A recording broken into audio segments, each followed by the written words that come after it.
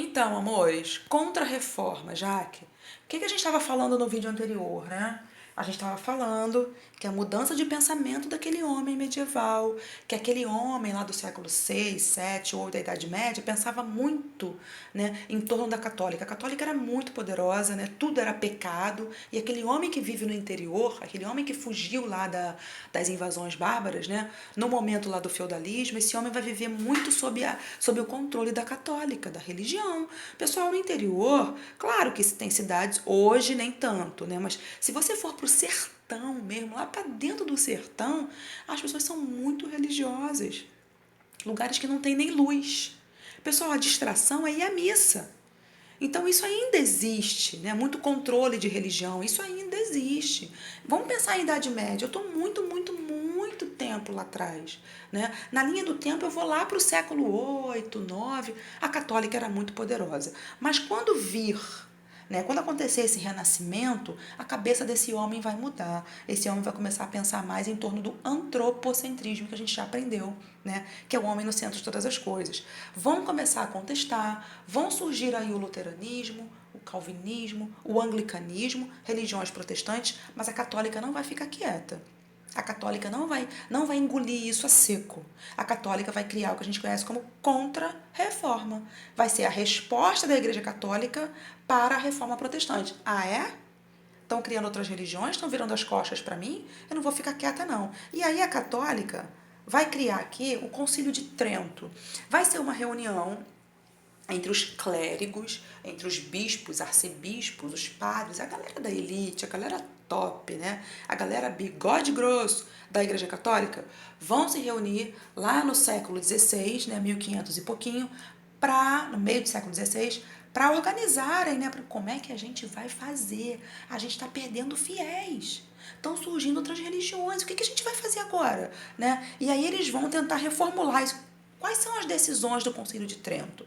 Vão criar o que a gente conhece como Index Librorum Prohibitorum. Tá? Aqui tem algumas decisões, olha, proibição, olha só, ó, reafirmação da doutrina, reestruturação do clero, proibição da acumulação de cargos, vão dizer que o celibato, né, aquela coisa do homem que está estudando para ser padre, não pode casar, não pode namorar, não pode mesmo namorar e nem casar, manutenção do celibato. E aqui está falando sobre o Concílio de Trento, tá? Que vai ter uma duração aí de 8 anos, né? A gente vê 45 até 1563 de discussões para tentarem levantar a moral da católica. E aí vem aqui, olha, o Index Librorum Prohibitorum. Vão fazer uma lista de livros que são proibidos de circularem na Europa. Livros que são proibidos de serem lidos.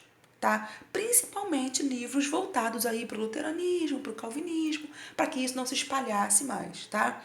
Vão criar também o Tribunal da Inquisição, vai perseguir o Tribunal da Inquisição, vai ter inclusive aqui no Brasil, Inquisição, vai condenar as pessoas que forem contra a católica, que estão praticando outra religião, vão condenar de bruxaria, católica pessoal. Apesar de estar sofrendo aí, passando por essa crise, né, uma das primeiras crises da católica aí na história, a gente vai ver que ela ainda era muito poderosa.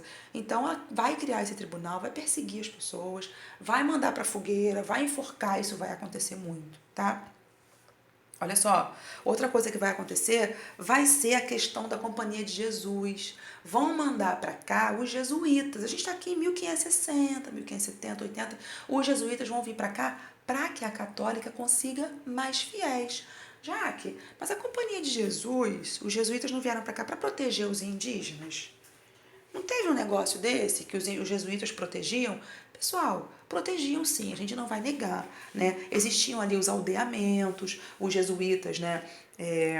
Tinha a questão lá de evitar, né, que os indígenas fossem escravizados.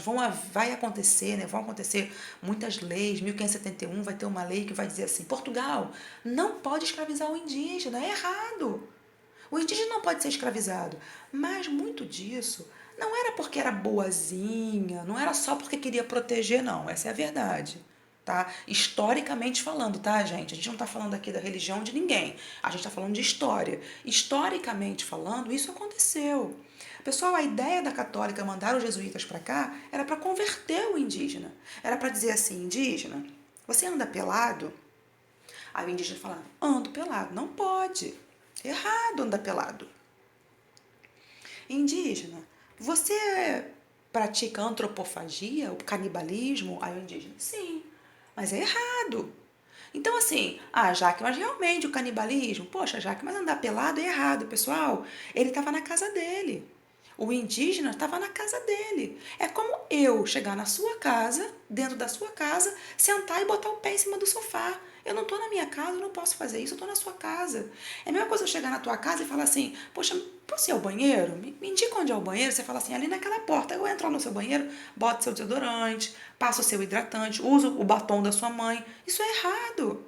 Então Portugal veio para cá, botou o pé aqui e quis modificar toda a cultura do indígena. E ainda tem outro agravante. A católica dizia: não, não pode escravizar o indígena. O negro sim. Não tem o africano? A católica também teve escravo, escravizado africano. Então por que o indígena não podia e o negro podia? Cabe a gente pensar.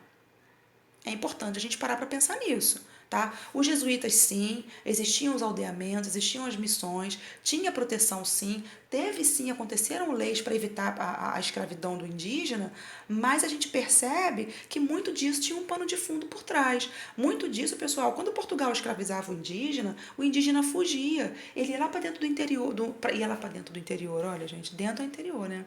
Ele ia para o interior do território para fugir do sofrimento. E isso para a igreja era ruim quando esse índio fugia.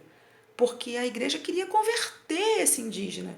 Queria fazer com que esse indígena fosse à missa. Para ela era importante ganhar mais fiéis, porque ela estava perdendo fiéis com a reforma protestante. A gente tem que pensar nisso. Tem o lado, sim, da proteção, mas tem o outro lado também. Tem o jogo político também, a gente não pode negar, tá? Passando aqui, eu tenho os jesuítas que vieram para cá, né? Os jesuítas aí que vão constituir, como está escrito aqui em cima, né? A questão da educação, eles que vão ter controle ali da educação, o ensino, claro que voltado para o religioso, né? Fundação de colégios. Tem aqui a questão da catequese dos indígenas que eu botei aqui, ó. Olha só. Catequese, ou seja, a conversão do indígena. Se o indígena fazia a dança da chuva, deixa ele fazer a dança da chuva. É a cultura dele. A gente percebe que o indígena foi aculturado, a cultura dele foi completamente transformada quando Portugal chegou aqui, tá? Passando para cá, eu vou ter a noite de São Bartolomeu, que vai ser um momento lá na França em que muitos protestantes huguenotes são protestantes franceses. A gente viu protesto, né? Protestantes protestando contra a católica, né?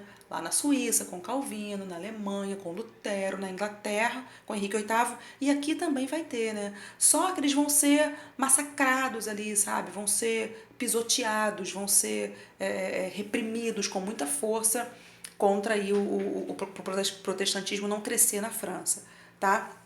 Aqui a gente vê uma representação clássica da intolerância e eu botei aqui Brasil na atualidade para a gente pensar. Para a gente pensar das religiões de todas as vertentes, de todas as matizes, tá? De matiz cristã, de matiz evangélica, de matiz africana. É importante a gente pensar que ninguém tem que apontar ninguém.